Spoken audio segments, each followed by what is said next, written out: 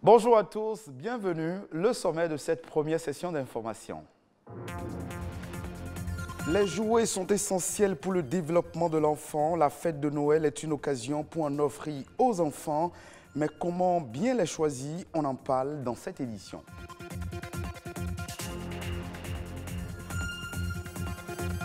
La sécurisation foncière au Bénin est devenue une priorité du développement à la base pour les gouvernants, experts fonciers et autorités communales. Comment sécuriser nos terres? Un spécialiste nous éclaire. Autrefois appelées bébé ou djé, les perles à la hanche révèlent la personnalité de la femme africaine, révélatrice de fortes sensations au sein des couples. Pour les uns, l'usage des perles est d'une grande importance, mais pour d'autres, cela est futile. Nous sommes en pleine effervescence des fêtes. Noël, c'est dans moins de 48 heures. Qui dit Noël, dit jouets. Plusieurs stands de vente de jouets s'animent dans la ville de Cotonou et on y trouve différents types de jeux pour les enfants. Mais quels jouets faut-il offrir à son enfant et comment s'y prendre dans son choix? Rodrigue Babaguito s'est intéressé au sujet. Voici son reportage. Des stands aux mille et une couleurs brillant sous le poids des rayons du soleil au zénith. Les articles sont exposés en grand nombre à l'attention des clients désireux d'offrir des jouets comme cadeaux aux enfants en cette fin d'année. Il y a des ordinateurs, des tricycles, des jeux de pêche, des drones et des tablettes. Hélicoptères télécommandés, avions télécommandés. Nous vendons également des hélicoptères et avions télécommandés, des jeux de santé pour être un beau docteur et même pour prendre soin de son bébé.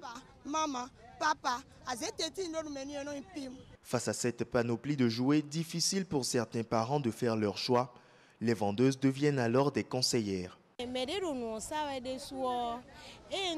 La vendeuse nous conseille sur les choix à faire en fonction de l'âge et de la classe de l'enfant. Ça n'a pas été facile, donc la dame m'a aidé à faire mon choix et je l'ai pris les trousseaux à sac pour la cuisine et après ça je l'ai pris d'autres choses. Si un seul jouet suffit pour amuser un enfant, il suffit également pour instruire ce dernier et éveiller ses sens. Pour cette pédopsychiatre, il faut tenir compte de l'âge de l'enfant, son désir, son centre d'intérêt et son besoin du moment pour un choix idéal. Le jeu est important dans la vie de l'enfant. L'enfant apprend par le jeu. L'enfant se développe par le jeu. Pour un enfant de moins d'1 an, on a besoin d'éveiller ses sens. Donc il faut lui offrir des jouets sonores, des jouets colorés. À partir de 5 ans, l'enfant est déjà en train de se socialiser. Donc il lui faut des jouets avec lesquels il pourrait être en interaction avec les autres. Par exemple, un ballon. Avec un ballon, il est en interaction avec ses pairs. Et pour les grands enfants, on pourrait offrir des jeux de logique, de mémoire. Cependant, certains jouets sont à exclure de la liste. C'est vrai, il est dit qu'il ne faut pas offrir certains types de jouets aux enfants, notamment tous les jouets dans lesquels il y a une certaine forme de violence qui est exercée. Les enfants imitent les adultes en les laissant utiliser ces jouets, c'est un peu banaliser l'acte de violence très tôt chez l'enfant, ce qu'il pourra intérioriser. Et plus tard, ça pourrait éventuellement avoir une incidence sur sa façon d'être en relation avec son entourage. En fonction de leur âge et du développement de leur habileté, les enfants s'intéressent à différents jouets. Pour l'enfant, un jouet qui ne correspond pas à ses besoins ne représente aucun défi. Se fier à l'âge recommandé mentionné sur l'emballage pourrait bien être aussi une façon de trouver rapidement un jouet à la fois amusant et instructif.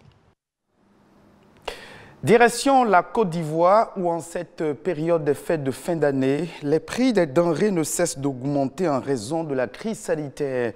Les ménages ivoiriens ont de plus en plus de mal à subvenir à leurs besoins. Certains produits comme la viande ou le poisson ont connu une envolée dépassant les 10% selon l'Institut national de la statistique entre 2020 et 2021. Le reportage. Midi, près du marché Koweït de Yopougon, comme tous les jours, les rues fourmillent de monde. À quelques jours de Noël, Flora vient faire le point sur les prix. Malgré son rythme de travail soutenu de masseuse à son compte, elle a de plus en plus de mal à subvenir aux besoins de sa famille. Je vais faire la sauce aubergine. C'est un peu moins cher pour moi. Ça peut me suffire pour ma famille. On m'a donné aubergine. C'est un repas, c'est pour le soir seulement. Le constat de l'augmentation générale des prix, les commerçants le font aussi. Cette vendeuse n'a pratiquement rien écoulé de son étal de viande. Quand ils parlent, on dit non, c'est les taxes qui ont augmenté. C'est ce qu'ils disent. Faire son marché au jour le jour ou même sacrifier un repas quotidien, c'est la réalité de plus en plus d'Ivoiriens. Tellement quand j'ai revu encore faire le marché, c'est vraiment dur. Moi, je suis veuve. J'ai tout le temps 2 enfants. Comment je vais faire? Selon l'Institut national de la statistique, de 2020 à 2021, certains produits comme la viande ou le poisson ont connu une envolée dépassant les 10%. Ces derniers mois, les autorités ont promis un contrôle des prix des produits de première nécessité. Mais le gouvernement assure que cette hausse est avant tout liée à la spéculation à laquelle s'adonnent certains commerçants. Face à une pression croissante sur les ménages, des organisations multiplient les collectes de nourriture à l'approche des fêtes, comme dans ce quartier populaire où des kits alimentaires sont distribués à une centaine de familles. Notre souhait, c'est qu'elles puissent passer ces festivités-là dans de très bonnes conditions. Il faudrait qu'il y ait un accès à l'alimentation, un accès à tous. Les quelques familles sélectionnées aujourd'hui devraient pouvoir se nourrir pendant au moins quelques jours. Un répit bien mérité juste avant Noël. On revient au Bénin pour parler à présent des perles portées à la taille. Dans la culture africaine, les perles portées à la hanche constituent un outil de séduction et tracent la silhouette de la femme. Pour savoir quelle est la signification du port des perles à la hanche, une équipe de notre rédaction a fait un tour dans le marché d'Antokpa et dans quelques rues de Cotonou pour recueillir l'avis des Cotonois sur l'usage des perles à la hanche. Suivons ensemble. Les perles, objet de séduction qui dessine le corps de la femme africaine. Son usage à la hanche est un appât pour séduire les hommes. Pour ses atouts naturels incontestables, nombreuses femmes africaines optent pour le port des perles de hanche. Un attirail qui a traversé les âges, mais n'a rien perdu de son charme. Les femmes doivent porter les perles parce que pourquoi? L'homme ne peut pas rester simple et la femme aussi doit rester simple. C'est pas bon. Il y a des gens qui aiment les grosses perles, il y a des perles comme ça, qui aiment à le porter au rein pour faire exciter leur mari dans la chambre. Moi, personnellement, quand une femme porte les perles, ça m'excite beaucoup. Et moi, quand je vois une femme qui ne porte pas les perles, on dirait que je suis devant un homme comme moi. Donc j'aime beaucoup les perles, je les apprécie. Pour cette psychologue, les perles sont des objets de mise en valeur de la sensualité et de la féminité. Il en existe de différentes formes et de différentes couleurs. Lorsque une femme, en fonction de sa personnalité, choisira tel type de perles, telle couleur de perles et décidera aussi de changer en fonction de ses humeurs, de ses affects. Tout cela est imbriqué. Et d'après nos études, encore, nous avons compris que les perles les plus prisées sont les perles appelées dans notre dialecte djennana. Djennana, ce sont des perles qui ont la caractéristique de résister au feu.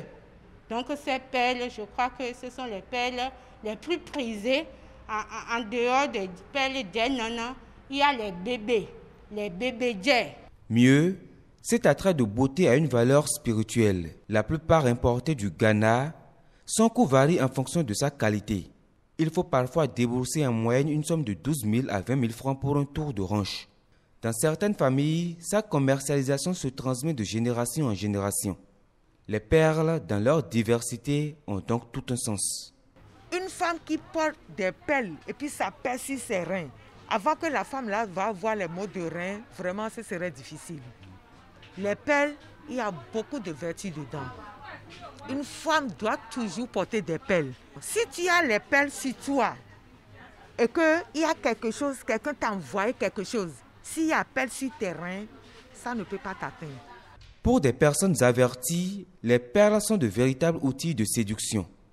Elles feraient voyager dans un monde érotique où le beau est le seul maître de la conquête du cœur. Les conflits fonciers, le quotidien des Béninois, le bradage des terres cause des conflits entre acquéreurs et vendeurs d'une part et entre l'administration communale et les supposés propriétaires de bonne foi d'autre part. Une situation récurrente qui pose l'éternelle question de la sécurisation des terres. Comment sécuriser nos terres? Un expert foncier nous répond au micro de Ouensessels à Ouaimont et de Rodrigue Babaguito. Aujourd'hui, l'arsenal juridique que nous avons est clair. La sécurité au sommet, ce n'est pas le titre foncier.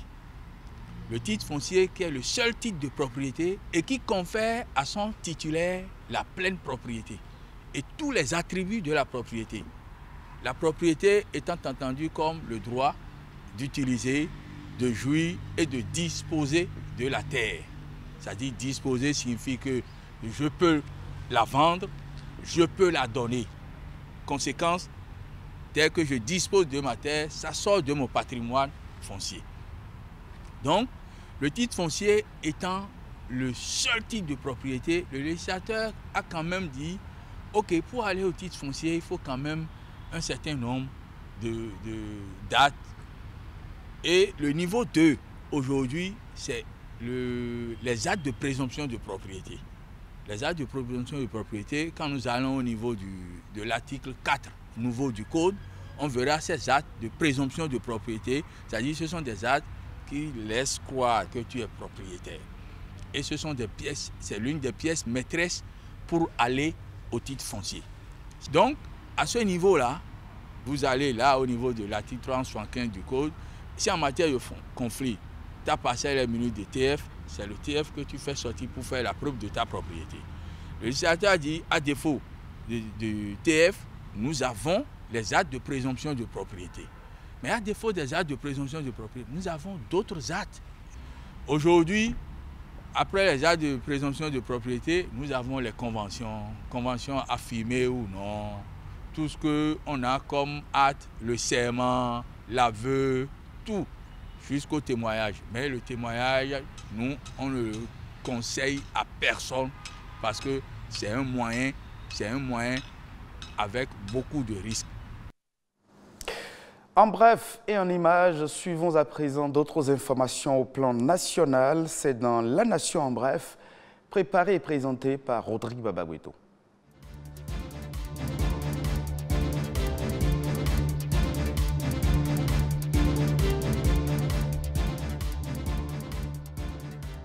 Ce mardi 21 décembre, la ville de Ouidah a servi de cadre au lancement officiel des activités des centres communaux installés dans 15 villes du Bénin pour faciliter aux couches les plus démunies de la population l'accès aux prestations publiques, quelle que soit leur position géographique. Le programme des Nations Unies pour le développement appuie le ministère du Travail et de la fonction publique à travers le projet d'appui à la réforme et à la modernisation de l'action publique dans la mise en place des centres communaux de services publics. Ces centres visent à accroître la performance, l'efficacité et l'efficience de l'administration publique. Après Ouidah, 14 autres villes vont se voir dotées d'un centre communal. Les industries Wapak posent leurs valises dans la zone industrielle de Glodjigbe pour produire des emballages aux normes internationales. Ce lundi 20 décembre, le protocole d'accord marquant l'implantation et le démarrage des activités de l'entreprise est signé au siège de l'Agence de promotion des investissements et des exportations. Wapak Industries a prévu investir à peu près 2,5 milliards au Bénin dans un premier temps. En mars 2022, l'usine sera en place avec une centaine d'emplois créés. Pour le directeur général de la pièce, cet investissement vient limiter les importations d'emballages au Bénin et surtout garantir aux industriels locaux un accès beaucoup plus aisé à des emballages de qualité. La fin de la gratuité du service d'enlèvement des déchets est pour bientôt. D'après la Société Générale de Gestion des Déchets du Grand Nokoué, la période de gratuité a duré 18 mois au lieu d'1 an. Dès avril 2022, une contribution forfaitaire est attendue des ménages pour la gestion des déchets dans 5 villes du Grand Nokoué. Les redevances seront perçues sur la consommation de la SB2E et sur la consommation d'eau.